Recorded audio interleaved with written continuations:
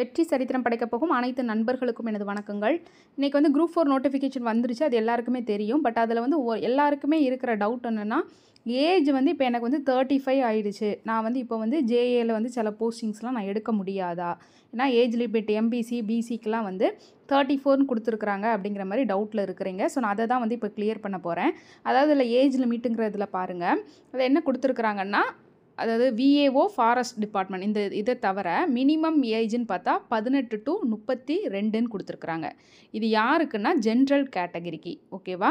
அதாவது SC ST அந்த MBC BC இவங்கள்லாம் வந்து இதில் இன்க்ளூட் ஆக மாட்டாங்க. ஜென்ரல் கேட்டகரிக்கு வந்து மேக்ஸிமம் ஏஜ் லிமிட் 32, மினிமம் வந்து 18. எந்த போஸ்டிங்குக்கெலாம் விஏஓவும் ஃபாரஸ்ட் டிபார்ட்மெண்ட்டும் தவிர உள்ள போஸ்ட்டுக்கு.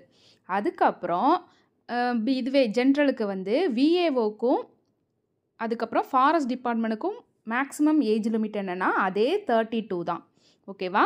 அதே 32 தான். பட் மினிமம் வந்து 21 இயர்ஸ் கம்ப்ளீட் ஆகிருக்கணும். 18 to 32, 21 to 32, ஓகேவா? இது ஜென்ரல் கேட்டகிரிக்கு, ஓகேவா? ஜென்ரல் கேட்டகிரிக்கு 18ங்கிறது மினிமம் ஏஜ் லிமிட், 32ங்கிறது மேக்ஸிமம், 21ங்கிறது மினிமம், 32ங்கிறது மேக்ஸிமம். இது வந்து 21ங்கிறது மினிமம் எதுக்கெல்லாம்? விஏஓக்கும் ஃபாரஸ்ட் டிபார்ட்மெண்ட்டுக்கும். இது வந்து மற்ற எல்லா போஸ்ட்டுக்கும், ஓகேவா? இது கிளியராக? இப்போ அதுக்கடுத்து எஸ்சி எஸ்டி எம்பிசி அதுக்கப்புறம் வந்து டிசி இதெல்லாம் வந்து பார்க்கலாம். ஃபஸ்ட்டு எஸ்சி எஸ்சிக்கு வந்து விஏஓக்கு ரெண்டுக்குமே என்ன கொடுத்துருக்குறாங்க? 42ன்னு கொடுத்துருக்குறாங்க, ஓகேவா? 42 எம்பிசி எஸ்சி எல்லாருக்குமே வந்து என்னது 42ன்னு கொடுத்துருக்குறாங்க.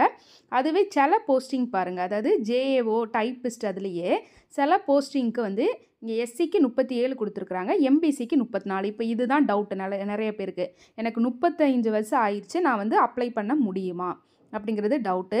இதுக்கு தான் வந்து டிஎன்பிசியே வந்து உங்களுக்கு ஒரு கிளியராக வந்து 53 பேஜில் என்னமோ வந்து ஏஜ் கன்ஸ்ட்ரக்ஷன் சொல்லி ஒரு பேராக்கு கொடுத்துருக்குறாங்க. அதில் கவனிங்க.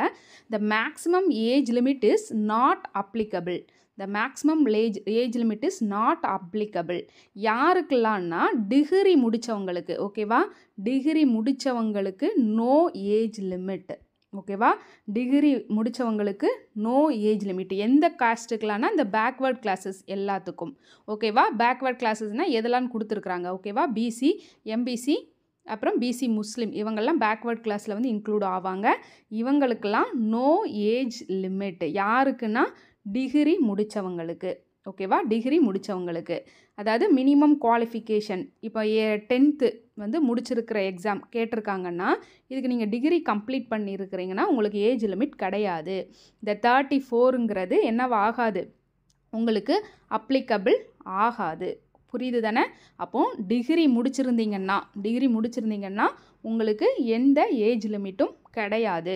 இந்த ஏஜ் லிமிட் ப்ராசஸ் வந்து யாருக்குன்னா மினிமம் நான் இப்போ 10th மட்டும்தான் முடிச்சிருக்கிறேன், ஓகேவா? 10th மட்டும்தான் முடிச்சிருக்கிறேன், அதுக்கப்புறம் நான் படிக்கலை அப்படின்னா உங்களுக்கு தான் என்ன ஆகும்? இந்த ஏஜ் லிமிட் வந்து உங்களுக்கு வந்து இன்க்ளூட் ஆகும், ஓகேவா? அதாவது 10th தான் முடிச்சிருக்கிறேன்னா நீங்கள் விஏஓக்கு வந்து 42 வயசு வரைக்கும் தான் எழுத முடியும், ஓகேவா? அதே மாதிரி சில போஸ்டிங்க்கு 34 வயசு வரைக்கும் தான் வந்து எழுத முடியும் 10th மட்டும் முடிச்சிருந்தீங்கன்னா. அதுவே டிகிரினா உங்களுக்கு ஏஜ் லிமிட் கிடையாது. இப்போ உங்களுக்கு புரிஞ்சிருக்குன்னு நினைக்கிறேன்.